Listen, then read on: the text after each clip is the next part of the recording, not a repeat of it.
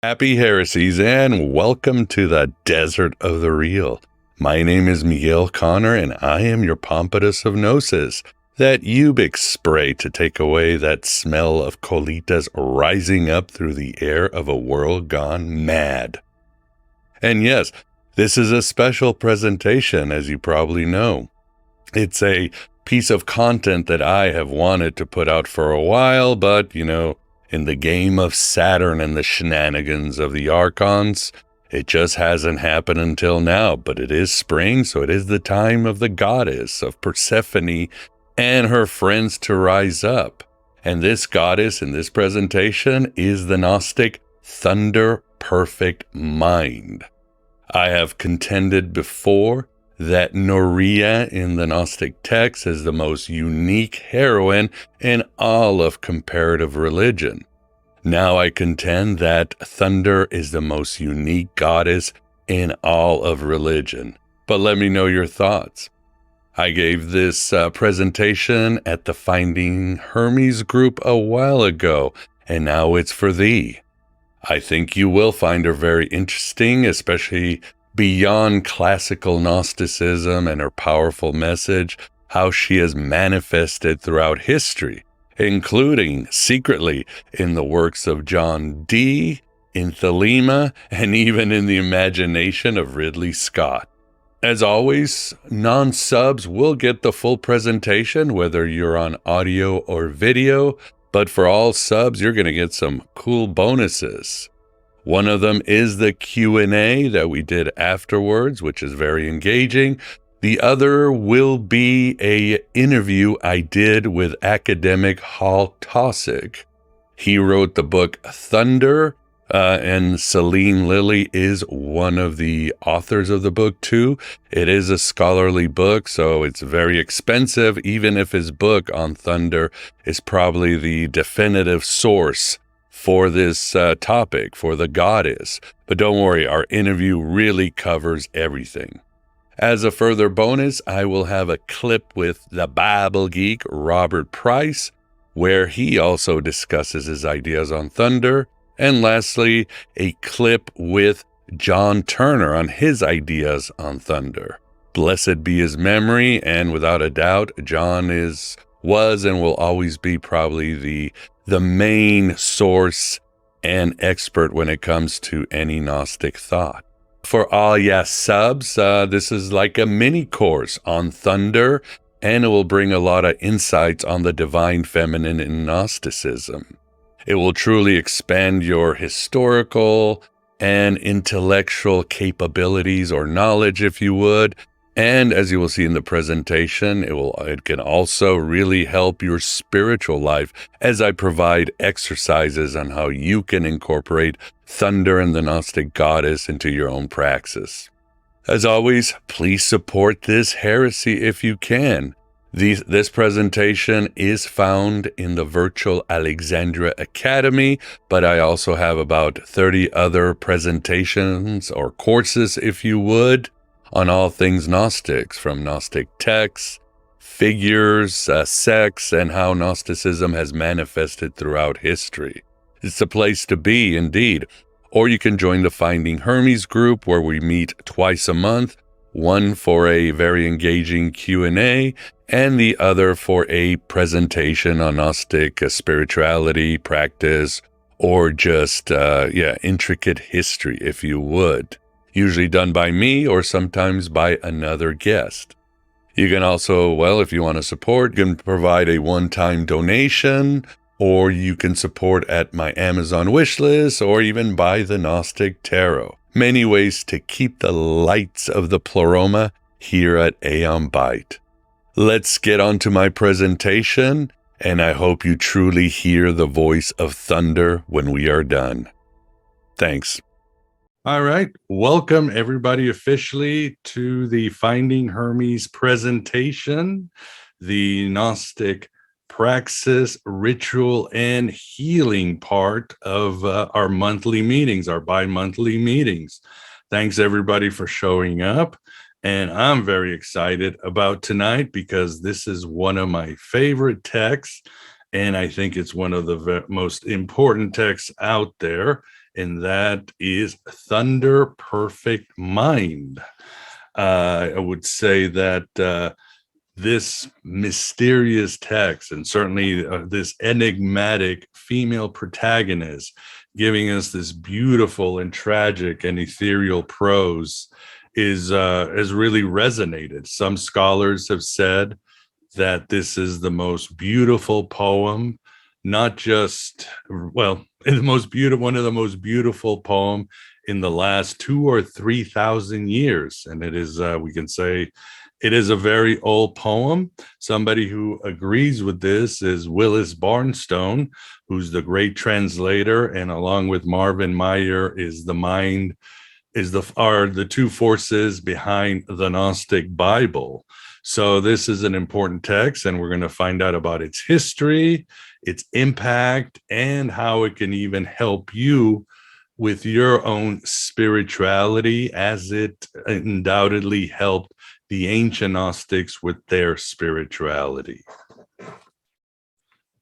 But before we get into that, let's talk a little bit about its impact so you can get some perspective. It is very popular in Western occultism, and it's actually very popular even in mainstream art. On the top right, you will see a picture of a woman, and that is from a product commercial from 2005. And it's basically 8 minutes with a narrator speaking or talking, basically doing Thunder Perfect Mind, narrating the text, with a woman going across the city on her adventures, to parties, to shopping, to music halls. You hear this sultry jazz music in the background, and it's a pretty awesome commercial. I would definitely check it out. There are many, well, versions, but just go to YouTube and type in product commercial Thunder, and it's about 8 minutes long. And what's interesting about this product commercial is that the mind behind it is none other than Ridley Scott. He's the one who gave us this Gnostic Prada fashion commercial. And Ridley Scott is certainly tied to many occult, esoteric ideas and movies and so forth. So, when it comes to movies, as you can see in the bottom right, that is from the Netflix show Feria. And this came out this year. Feria, and I have quoted the show, I have talked about this show. It is basically your typical, you might say almost, well, stereotypical movie where there is a small town, and on the outskirts of town, there is an evil cult. But instead of the usual evil cult being sort of a Crowley or Lovecraftian caricature, the evil cult is a Gnostic cult. Yes, for some reason, this Gnostic cult wants to summon Yaldabaoth to this plane. It's almost silly, but it's a really fascinating show, and certainly check it out if you have Netflix. But this, as they use some of the Nag Hammadi library text to do their magic, they certainly quote and talk about Thunder Perfect Mind.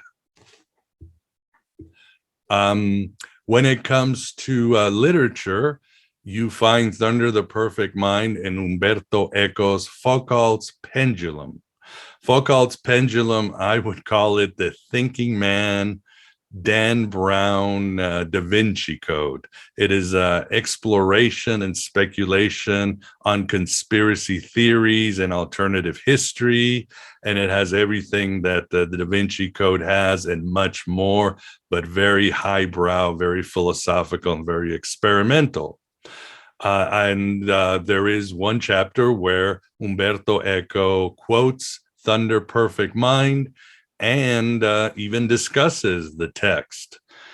If you get a chance, certainly check out Foucault's Pendulum on Audible, because it is narrated by none other than Tim Curry. Yes, Dr. Frankenfurter from the Rocky Horror Picture Show, the butler from Clue, and Pennywise from the It TV series narrates it, and he does a damn fine job.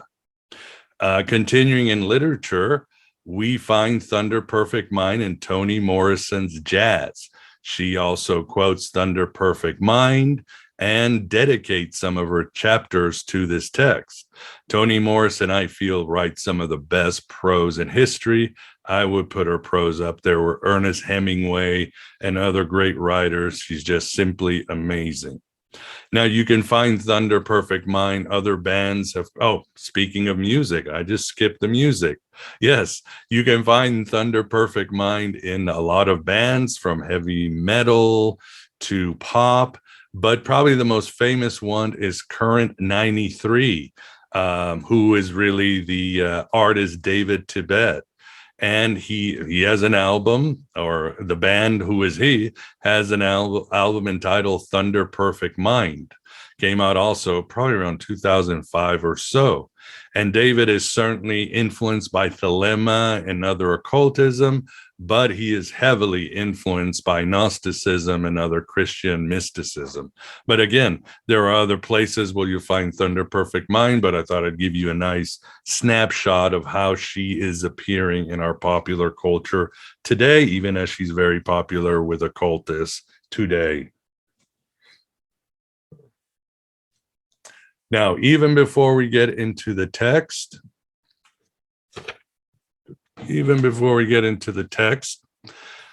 this I would like to share from an email that Hal Taussig sent me. Hal Taussig was a guest. He and Celine Lilly wrote a book with other scholars called Thunder the Perfect Mind Translations. It's an excellent book. Hal did an interview with me on Aeon Byte. I would check it out. But we went back and forth in some emails, and he told me that there are 3 interpretations of thunder that you can keep in mind, and they're all equal and they're all valid. He said, 1, you can approach it as a netherworld of weirdness. 2, you can approach it as a dualistic feminism. 3, you can approach it as a poetic, semi-divine addressing of violence and loss. Hal himself falls under the 3rd one. That's the one he approaches it. And it is interesting because Hal is he's retired now, but he was a Methodist minister. He has a PhD, but he's a minister. In other words, he is a very conservative Christian. He's no friend of the Gnostics, but as a scholar, as he was doing research in early Christianity, he realized that there was a huge wisdom tradition that had basically been overlooked or suppressed. And he said, look, this is where the data is taking me. This is how early Christianity started. So he wrote a lot of books on the wisdom tradition in early Christianity and some in Judaism. And eventually he gave us the great book, Thunder Perfect Mind, the translations, which again, he co-wrote with past guest Celine Lilly. Hal also told me in the interview on Aeon Byte that what we need is about, 14 or 15 more translations, because with each translation, you get a new insight or revelation, or something opens up to the cultural milieu around the text, and you find just bigger dimensions on this text. And believe it or not, there are far more translations of the Gospel of Thomas, the Gospel of Mary, or the Secret Book of John than there are translations of Thunder Perfect Mind. And you'll see in a few slides how these translations, these tweaks, or these discoveries can make a big difference in the theology and history of the text. So let me know which of the 3 you might see yourself going down or adopting. And remember, there is no wrong answer. So let's get into the background and genre of thunder. And again, this is a very fascinating text. Thunder Perfect Mind is found in the Nag Hammadi Library Codex 6, second slot. It is not found anywhere else but in the Nag Hammadi Library. The first time anybody saw it was, it was discovered in 1945, but the English translation only came out around in 1979. And this is important for a little bit down the line of this presentation, as you shall see. It is probably of Egyptian origin. The protagonist, Thunder, does mention Egypt. So I would say most scholars are in agreement. It is an Egyptian text. The dating, while there is differences in opinion on this, most scholars put it between the 2nd century to the early 4th century. Although in his book, Hal Taussig does say that there are scholars who put it as early as 300 BC. Why is that? Well, as you will see, it seems to be a non-Christian text. So there have been scholars who have put it as more or less a Judo-pagan text. I myself put it probably around early 1st century, simply because I see it as a sort of a developing Sophianic tradition that isn't, I don't want to say mature, but you might say complex, as it would become under the hands of the Sethians and the Valentinians and others. But we'll explore this a little bit more. But right now there is no total agreement. The agreement for sure is that, yes, we do have a Coptic translation in the Nag Hammadi Library, but it was probably originally written in Greek. The genre is basically that the genre is in agreement by most that it is an aretology. An aretology is a poetic monologue celebrating the deeds and powers of a god. Others, and you also could easily say this is also a wisdom monologue, as the protagonist in Thunder gives advice and views and insights, very much, like the wisdom tradition, like the Gospel of Thomas or the Sentences of Sextus, but it is a wisdom figure speaking to an audience, and this wisdom figure, without a doubt, is divine in nature. For examples of aretologies, probably the most famous one we have is the Metamorphoses, or the Golden Ass, as Augustine called it, written by Apuleius. This ancient text has the protagonist, Lucius, who's sort of a dorky magician who has a problem with one of his magical experiments and turns himself into a donkey. He makes an ass out of himself. Ha ha ha. And the stories of him going around as a donkey. And most have said this text, the Metamorphoses, is a satire, because Lucius, as a donkey, sees humans do all these evil deeds and selfish actions and all that, simply because people don't know he was a human and still can think like a human. So scholars have said, and literary critics, that it is a satire. However, others have said it is a mystery religion. It's a hidden mystery religion text, because at the end, what you have is that the goddess Isis appears and gives this wonderful speech, this declaration of her power and her deeds and all the good that she is and that she's done. And she says she's the midnight sun and all that. And eventually she turns Lucius back into the human.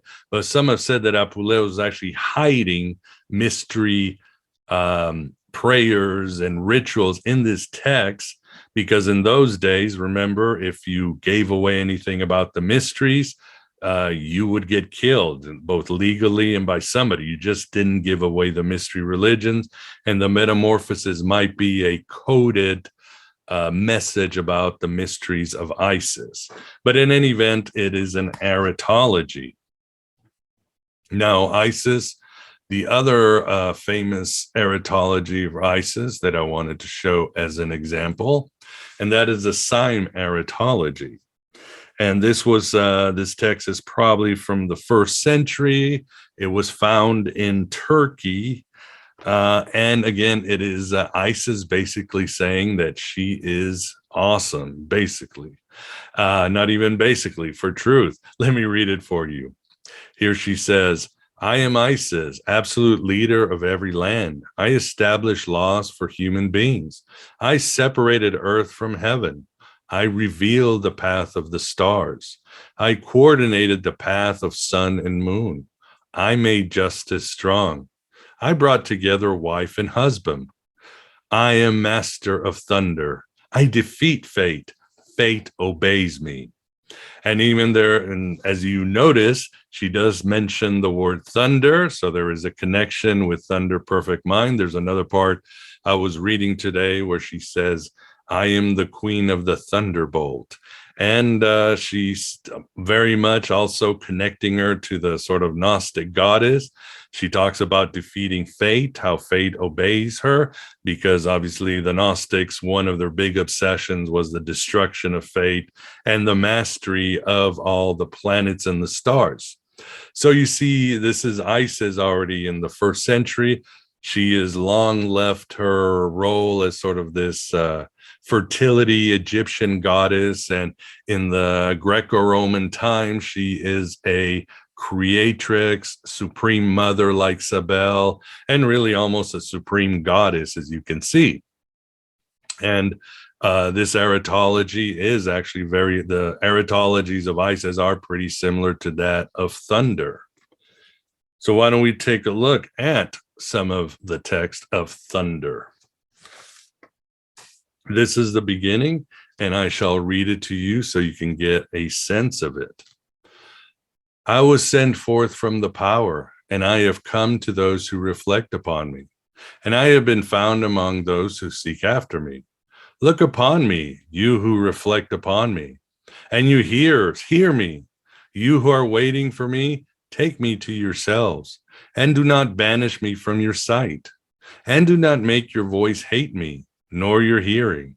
Do not be ignorant of me anywhere or any time. Be on your guard. Do not be ignorant of me, for I am the first and the last. I am the honored one and the scorned one. I am the whore and the holy one. I am the wife and the virgin. I am the mother and the daughter. I am the members of my mother. I am the barren one, and many are her sons. And the rest of the poem is really beautiful and powerful. Now, as you can see, there are similarities to Isis and other deities. However, there is a big difference, and I'm sure many of you can see it here. But in all aretologies by ancient deities, they talk about their positive aspects, their positive features, how great they are. This diverges big time because thunder is not only mentioned her positive aspects and deeds, but she's also mentioning her negative aspects and deeds too, in a very sort of paradoxical, contradictory, dualistic way. You can see it right here. She is the scorned one as she is the honored one. She is holy, but she's also a whore.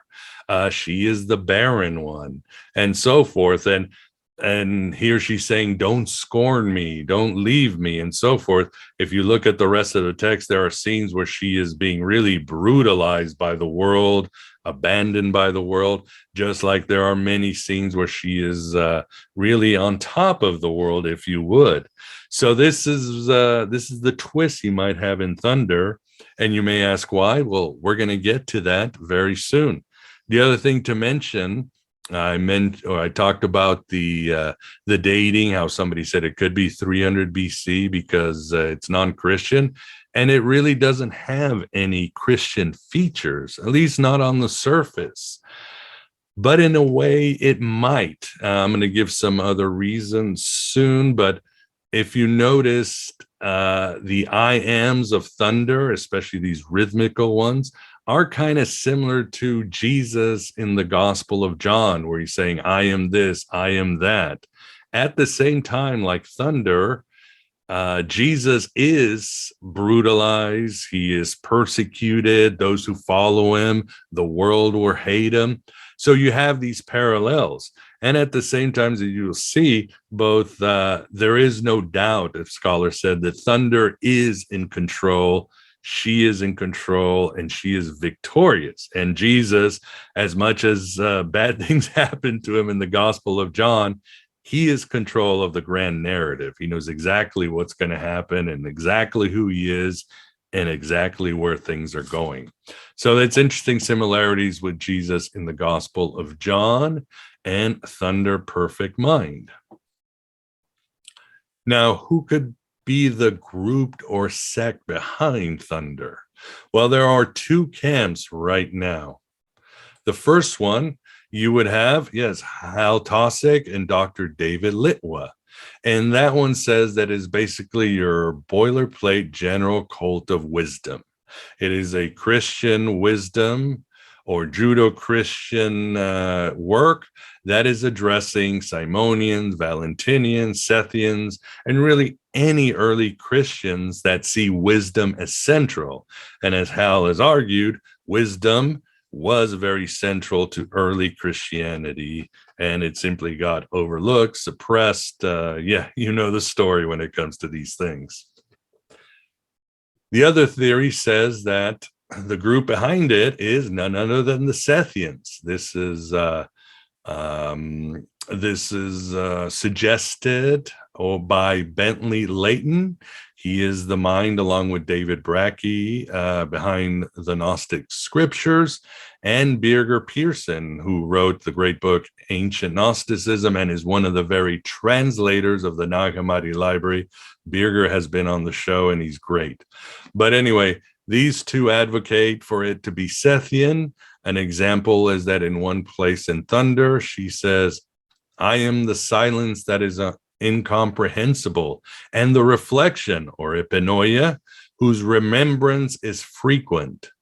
And they say that reflection and silence are characteristics of bar below, epinoia, Sophia, and the heavenly Eve. You see this over and over in the Sethian texts, regardless of the manifestation of the divine feminine. The other argument is on the Nag Hammadi libraries on the origin of the world. Eve is referred to as the first virgin, the one who is without a husband, who is life. And Eve on the origin of the world, in fact, Sophia too, and other goddesses, in these texts often will go on in these I am statements like wife, virgin, midwife. It's a very Sethian characteristic, if you would, especially when you in the mouth of the manifestation of the divine feminine. So these are the arguments for it being a Sethian text versus just a general Christian wisdom text. Let's see, the other argument that gets it a little bit closer to Sethian, and it's just a very interesting feature to mention, and that is the Gospel of Eve. The Gospel of Eve, we only have this text or this quote, and it is quote by the church father Epiphanius, I believe it's the 4th century, and is Panarian. And in it, he is slamming a group of Gnostics called the Borborites. The Borborites, according to Epiphanius, were the descendants of the Nicolaitans, those kind of crazy and immortal Christians that you find that are mentioned in the Apocalypse of John or the book of Revelation. But he also says that they're also a descendant also from the Sethians. So, and this Borborites were libertines who embraced the pleasures of the earthly world. Perhaps it's likely that the Borborites were a descendant of the Nicolaitans through the Sethians, and then eventually, well, they weren't even the Borborites, because I should mention that the Borborites is translated from Greek as filthy ones. So basically, he was saying that the Borborites were these dirty Gnostics. So it's unlikely that the Borborites actually called themselves Borborites. They probably called themselves Sethians or Christians or Gnostics, but that's the name that our friend Epiphanius, the heresy hunter, calls them. The Borborites had two texts that they followed, and those were the Gospel of Eve and also a Gospel of Perfection, which it appears we don't have. But anyway, let me quote from Epiphanius. He says, and this is from the Gospel of Eve: I stood on a lofty mountain and saw a gigantic man, and another, a dwarf. And I heard, as it were, a voice of thunder, and drew nigh for to hear. And he spake unto me and said, I am thou, and thou art I. And wheresoever thou mayest be, I am there. And all I am scattered, that is, the logos as seed or members. And whensoever thou willest, thou gatherest me, and gathering me, thou gatherest thyself. So as you can see, there is again this connection between wisdom and thunder. And this seems to be yet another feature or element of the Sethian tradition, which again is another argument for thunder being a Sethian work originally. Well, why don't we get into the theology and mysticism of thunder? 1 second, let me grab a quick water here, because I will be quoting a lot for you. But now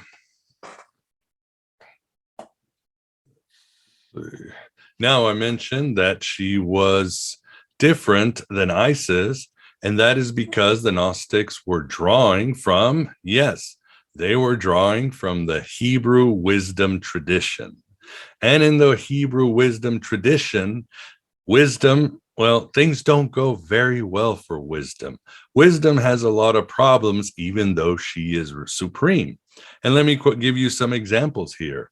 From the book of Enoch, chapter 42, it says, Wisdom went forth to make her dwelling among the children of men, and found no dwelling place. Wisdom returned to her place and took her seat among the angels. 1 Enoch 42, to be specific. This is from Proverbs 8:22 to 24 and 27. The Lord possessed me from the beginning of his way, before his works of old. I was set up from everlasting, from the beginning, or ever the earth was. When there were no depths, I was brought forth. When he prepared the heavens, I was there. When he set a compass upon the face of the depth. And then let me quote from Ecclesiasticus, or the Wisdom of Solomon, chapter 24. I came out of the mouth of the Most High and covered the earth as a cloud. I dwelt in high places, and my throne is a cloudy pillar. I alone compassed the circuit of the sky and walked into the bottom of the deep, in the waves of the sea and in all the earth and in every people and nation. He created me from the beginning, before the world, and I shall never fail. So you see this over and over in other places. You see this sort of supreme being, can we say the first thought of God or first power of God, who helps with the world, but somehow she is scorned. She is rejected. You find it in later Jewish tradition, like the Zohar and the Talmud, an example where the Shekinah is portrayed as this princess locked outside the gates, or sometimes a princess that is in a tower with a veil and you have to sort of rescue her. Or for example, she is when the Romans destroyed the second temple, the Shekinah had no home and she demands that her husband Yahweh built her new temple. Now obviously the Shekinah is actually a Shira, we can tell, but regardless, you find in Jewish tradition this powerful goddess who is scorned by humans and other deities, and basically for the world to be better, she has to be restored. And it makes perfect sense. I mean, we all want wisdom, but wisdom is the one thing that humans reject over and over and over again, even today. So the Hebrews certainly had it right, unlike the other religions. And I should mention, and again, I'm going to repeat this, she is all powerful, like Isis. She is in control. Bad things have happened, but she's got it going, and they're going her way. And you see this sort of motif that of the Hebrew wisdom so prevalent in Gnostic literature. You see it, well, you see it in Thunder Perfect Mind, right?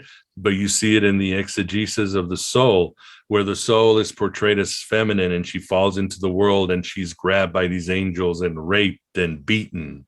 You see it also in the Nag Hammadi Librist Trimorphic Pretenoia, although in this one she's pretty much supreme. I don't think she even rescues Jesus from the cross in the crucifixion, but she likes to go into these I am things, and it's almost like her against the universe.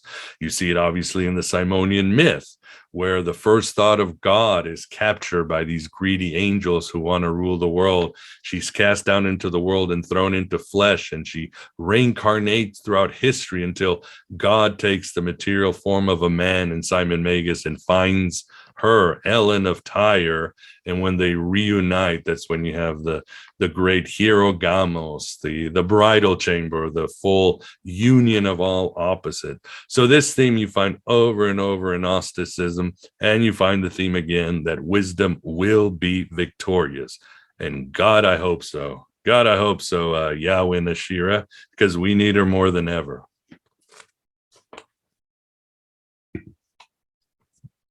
So I think that's it. Now, what are some characteristics or features or elements that we find in Thunder Perfect Mind? One that is obvious is that she stands outside normal structures. She is definitely at the edges of town. She is definitely the outsider playing Dungeons and Dragons with the kids in Stranger Things. She is on the margins. She is subversive. That is what wisdom is in the Gnostic and Hebrew dispensation. But she also speaks to everyone, even the barbarian, and she says it. Her call is to everyone. It doesn't matter what race, what gender, what position you have in society. In this poem, you see her just calling and calling to everybody. Anybody who wants to hear her voice will hear it, who needs it, and they will have the presence of the goddess herself. The other thing that's interesting, remember when I said that we need many translations of thunder? Well, in one of the translation, and I believe that was actually Celine Lilly who did the translation, but there is some gender bending. In other words, there is, for example, in one part it says, I am the mother, but he is also nurturing, or something. In other words, the she's are changed to he's. And for a long time, translators thought, well, this is a scribal error. But Celine Lilly says, no, it's not a scribal error. This is gender bending. This is going to the famous or notorious, if you would, for some individuals, the Gnostic idea of transcending, the Gnostic idea that you go above and can encompass all polarities into unified superior being. This is the idea of the Adam Kadmon, the primal man, the holy hermaphrodite that you find in Plato, and this is a prevalent idea in Gnosticism. For example, you have in the Secret Book of John, when Jesus appears to the Apostle John after his resurrection, he takes all these shapes in front of the Apostle John, and one of the shapes is of a woman, of a nurturing mother. You find in the Sethian myth, Barbelo, as she is the expression of the invisible spirit, the first thought, one of her characteristics is the father. She is total. She joins in all polarities. So this is probably a reason why, and of course you may have your own reasons, This is one of the reasons why you have this gender bending in some of the latest translations of thunder. Now, the interesting that Hal Tosick mentioned to me, and remember, Paul is a conservative, retired Methodist minister, but he knows where the data goes. And he says that Paul does his own gender bending. For example, in 1 Corinthians 2, that's sort of the famous speech where Paul is talking about the wisdom of this world that's false. And basically, the Valentinians took it that was Achamoth, the wisdom of death, the evil wisdom or corrupt wisdom. But then he talks about the wisdom of God. He goes into the speech about how Jesus was crucified and died. And then he connects the wisdom of God. He connects Sophia to Jesus. He says Sophia is Jesus. Now, according to Hal, in the first century, there was no doubt that Sophia was female. So basically, Paul himself is doing some gender bending by making Jesus female. The other thing I wanted to mention, more like a repeat, is again, she's a powerful goddess. She's in control. She is scorned by the world, angels and humans. She is a creatrix. She is abandoned. She keeps getting abandoned by those who need her. She's rejected. And ultimately, she is a savior. Like the trimorphic Pretanoia, like Sophia, like Eve. She is a savior deity, like Isis, for sure. The last characteristic is that it is performative. And yes, I don't think that's a surprise. If this is a very passionate, emotional poem, I would say that, yes, it was, and it's one narrator. It was probably one person in front of a crowd, and you just had to go for it. In fact, the clue that it is performative is that this is from Nicola Denze Lewis' excellent book, Introduction to Gnosticism. And I highly recommend the book because it is an introductory text, but she has a lot of amazing charts that gives you a good view of the Sethians and the Valentinians and the timing of these texts. But in one of them, she breaks down Thunder the Perfect Mind of what the structure is. And I wish I had a better picture, but I used my phone to get this. But as you can see, there is a structure. You've got the introduction, which I read, then the I sayings, then you got B, the questions, then more I saying, exhortations, cautions, and you can see there is a rhythm. So whoever had to learn this poem probably had to know what the structures were, and these structures, then it was a lot easier to be able to perform this play. So maybe you could even, when you read Thunder, you can break it down and find some things for yourself. All right. So yes, it was definitely performative. All right. As always, I like to get into some radical scholarship, or I don't even want to call it radical, alternative, or just very cool scholarship. But one of them has to do with Revelation, or the book of Revelation, the Apocalypse of John. And this is from Robert Price. You can find his translation and commentary in his book, The Pre-Nicene New Testament. However, he very nicely allowed me to reprint it at the website. So you have the address there if you want to check it out, translation and full commentary. But anyway, Robert says, and I quote, "A giant angel stands like the Colossus of Rhodes astride land and sea.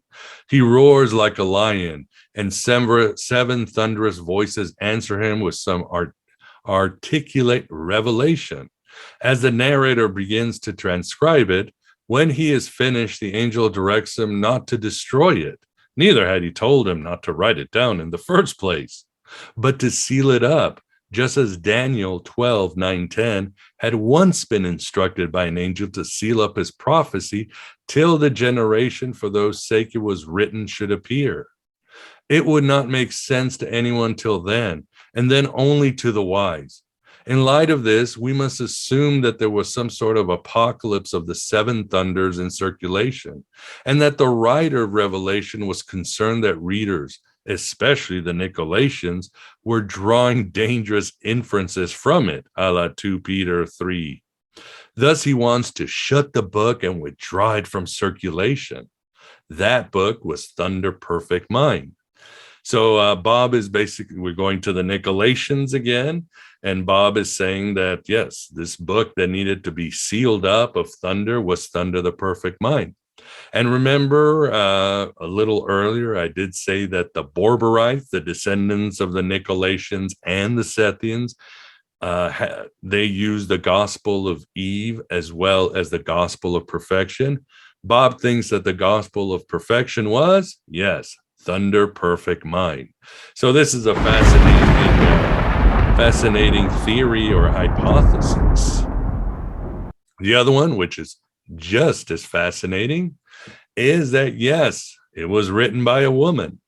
As Nicola Denze Lewis herself says in the book Introduction to Gnosticism, it is difficult to imagine a male prophet or teacher standing before a community and reciting this text. And I wrote all about this and more about this argument in Silent No More, Gnostic and Orthodox Gospels written by women. There is a link if you want to check it out. There's more evidence of this. And there is also evidence of other texts written by women. And it's really not that crazy to think about, especially Thunder the Perfect Mind, which is a very androcentric text. Yes, I know the argument is that wisdom speaks through everybody, right? Wisdom can speak through a child, through an animal, through a person. Wisdom isn't interested in genders, but I think there is something very feminine about Thunder, and I don't know if you could have some a la Monty Python guy standing there dressed and reciting this and really hit his audience. The article is also very interesting. I don't think this is a side note, but the other argument, for example, in this article is that a text like On the Origin of the World is written by a woman. And this argument is done by Andrew Philip Smith. He says that if you look at all the metaphors and the symbols and the imagery of On the Origin of the World, it's all about menstrual blood and birth blood and the pangs of being born. And it's a really prevalent theme in On the Origin of the World. So Andrew says it just makes sense that this would have come from the mind of a woman. The other one, too, that might surprise you, and this is an argument by Stephen Davis, is that the Gospel of Luke was written by a woman. Why is that? Because he says that of all the four Gospels, this one you get just women being introduced, and women just dominate a lot of the time and the real estate in this Gospel. So maybe Luke was originally written by a woman.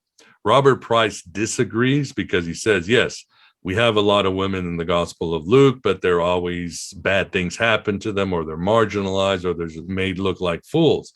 My argument is that, in the canonical Gospels, all apostles look like fools, right? I mean, they don't get the parables of Jesus. They don't know it's Jesus. They betray him. All apostles fall short, and I would say, except for Mary Magdalene, maybe even women apostles. So these are interesting theories. And again, I don't think it would be even that rare. I mean, just recently, I did the interview with Dr. David Litwa. He talked about Marcellina, who was a prevalent and successful Christian leader in Rome in the 2nd century, had her own church.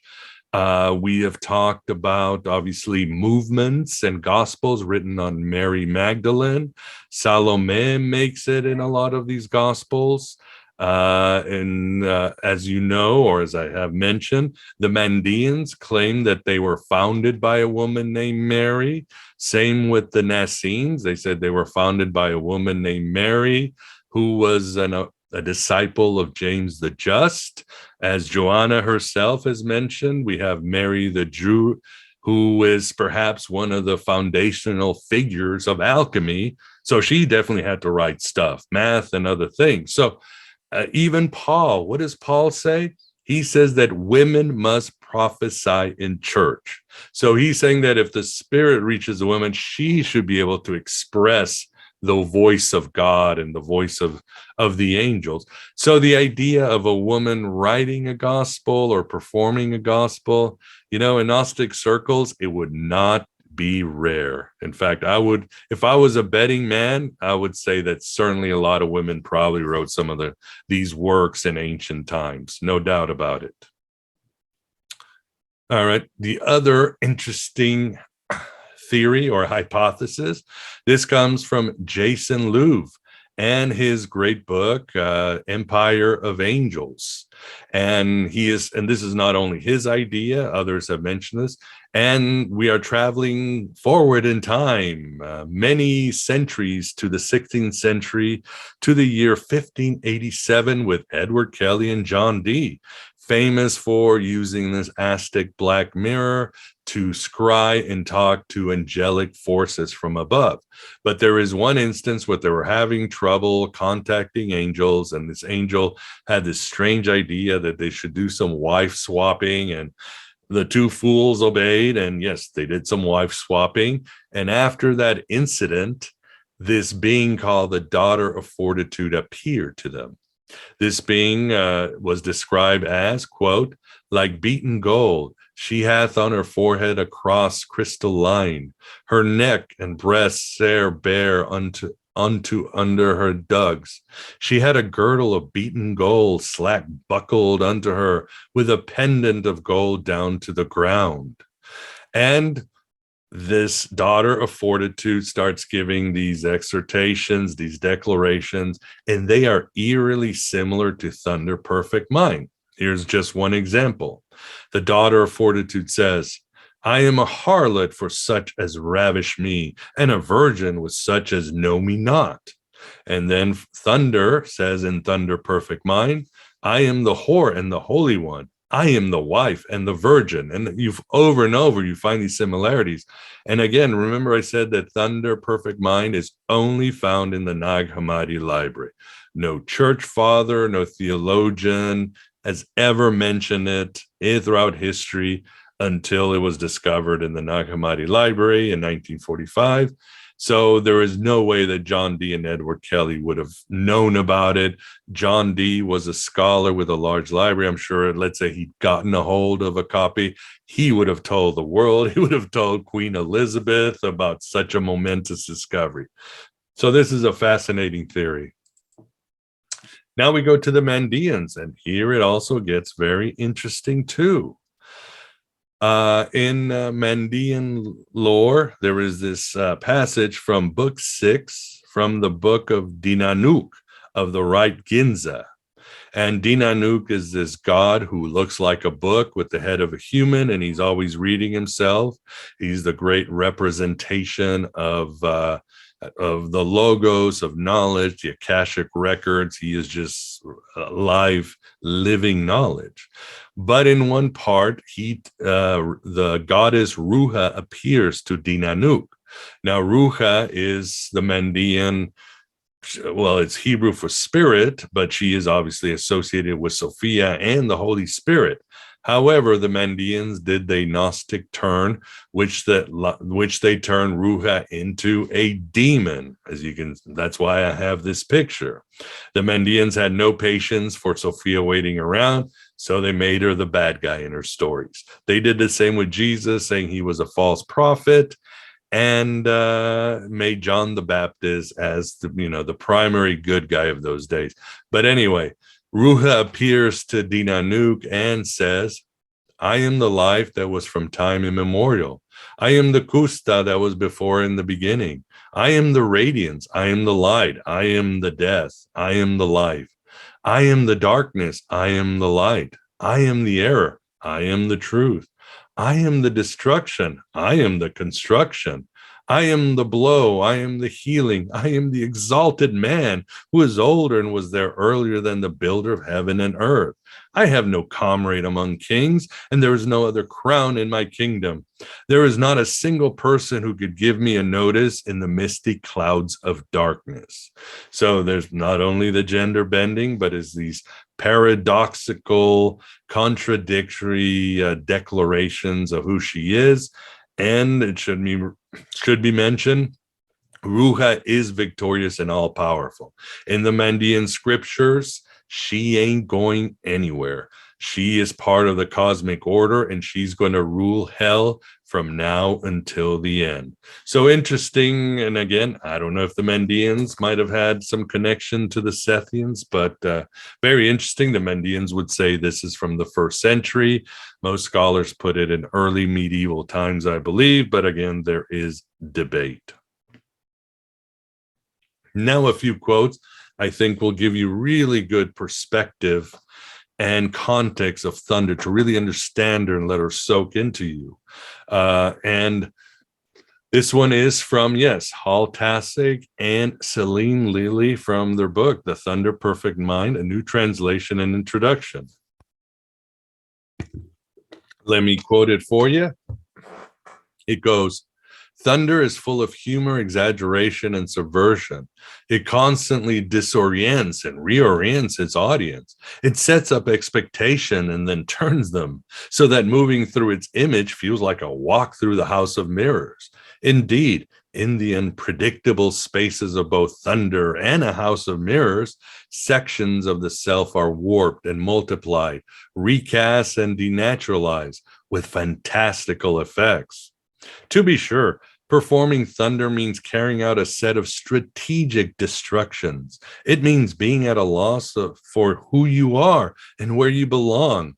Calculated amnesia in a reality saturated with forceful reminders of who and how one should, quote, be at every moment." Excellent quote. And we have another excellent quote by Elaine Pagels. She offered this in an interview with PBS when discussing Thunder Perfect Mind. It goes, "Thunder Perfect Mind is a marvelous, strange poem. It speaks in the voice of a feminine divine power, but one that unites all opposites, one that is not only speaking in women, but also in all people, one that speaks not only in citizens, but aliens. It says, in the poor and in the rich. It is a poem which sees the radiance of the divine in all aspects of human life, from the sordidness of the slums of Cairo or Alexandria, as they would have been, to the people of great wealth, from men to women to slaves. In that poem, the divine appears in every and the most unexpected forms. Thunder Perfect Mind may have been written in Egypt. It's probably written by somebody who knows the traditions of ISIS, knows the traditions of the Jews. It shows that this movement grew up in a world in which Jewish, Egyptian, Greek, Roman traditions are mingled and mixing and well known to many sophisticated people.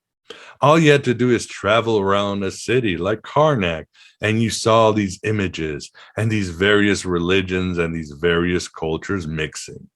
So great quote by Elaine herself. Now let's move into the spiritual or the spirituality of thunder. Let me get a little drink here first. All right. Spiritual exercises. Now, the obvious one is you can take thunder as a meditative / artistic text, something you can recite, meditate upon, incorporate in your art, whatever you need to do. Write some music to it if you want, or write your own version of it. That's pretty much obvious. But speaking of versions, this is an exercise that I have tried. I call it that you are everywhere. Now, basically, again, thunder is in control. Thunder is victorious, but she is basically doing what I say in the Finding Hermes podcast. She is laying all her cards down on the table. She is saying, this is me in totality. Everything that's happened to me makes me. And that's where I transcend. And it all happens in one point in time. And again, I've done this for myself. For example, said, I I am Miguel. I am the man. I am the father. I am the podcaster. I once wrote a big science fiction novel. I was once a drug addict who betrayed people. I am this. I am that. And without judgment and without attachment, I will start naming all these things. I'll close my eyes and I'll start saying all these things. And I'll simply tell myself, this is not happening in the past or the future. This is one point of time that is this entity called Miguel, just like there is this entity called thunder. And that's where the victory is, because when we accept ourselves, when we integrate everything that we are, that's when we are victorious over the world. That's when we are supreme, because who we are has meaning. Our mere presence as a full being is part of the cosmic order, and at the same transcends the cosmic order. And again, it's a great meditative tool to understand that the totality of you is great. There's no shame in everything you have done. Thunder herself has went through horrible things, just as Eve goes through brutal raping and other horrors by the archons in the Gnostic Gospels, but it doesn't matter. These things are part of them. These things must be integrated. They must be faced. And these things are part of a bigger order. Who we are and everything we've done has meaning by the simple fact that we have existed, and we need to simply acknowledge that we exist and we matter. So I would try that yourself. It's worked out for me. The other one is obviously a call to the downtrodden. Again, thunder speaks to everybody. She is speaking to those at the edge of town, to those in the alleys. She speaks to everything. She is truly an egalitarian divinity. And I think thunder is a great reminder that we must help those who are lost, those who have less. We must remind them that they matter, that their totality has meaning in this universe, and they are part of the divine order and the divine plan and the cosmic order of this world. So keeping thunder as always a reminder to help, as I say in the show, the least of our brothers is important. And that is the essence of thunder, and really the essence of this rejected wisdom, Sophia, bar below Eve, that no matter how many times she is rejected, she's always there to help those of us who have fallen on the road, those of us who need her gifts, those of us who need to be washed by her beautiful tears. The last one is kind of new. I call it Voice of Thunder.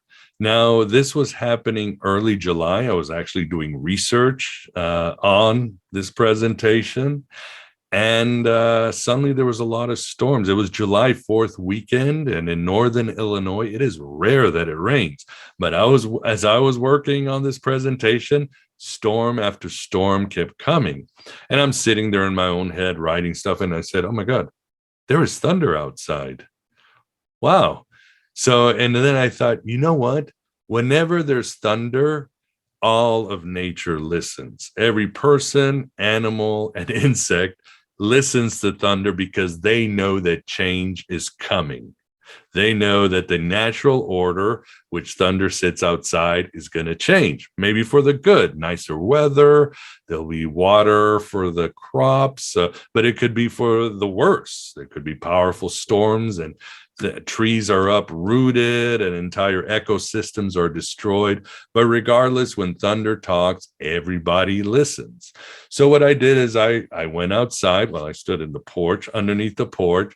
I closed my eyes, and every time there was a thunder, I said, what are you saying to me, goddess? What are you saying to me, Sophia? And I'd hear the thunder, and I didn't project. I didn't say like the thunder was saying, you know, Miguel, you need to lose 10 pounds or something. No, I made sure that I did not project. I said, what do you want me to say? And the thunder and the lightning and everything sort of stirred, and I felt it stirring within me. And these wonderful wordless realizations kept coming up to me and in my mind. And now whenever there's a storm of thunder, I do that. I close my eyes, I stand outside, and I just listen to thunder and try to let what the voice is trying to tell me, because that's probably what she sounds. For you, you could do that, or you could do something. Please make sure you're safe, make sure the lightning's not close to you, but go outside in the rain, let it soak to you, let the winds whip at you, and just recite thunder, perfect mind in the rain, and just dance and connect with nature and the natural order of the cosmos. So those are 4, you might say, meditations that I have tried that have worked for me for the better. If you have any of your own, please share tonight or in time, because again, Thunder Perfect Mind is for everyone. It is the true text of equality, probably one of the greatest examples ever, and probably ISIS might be probably right up there.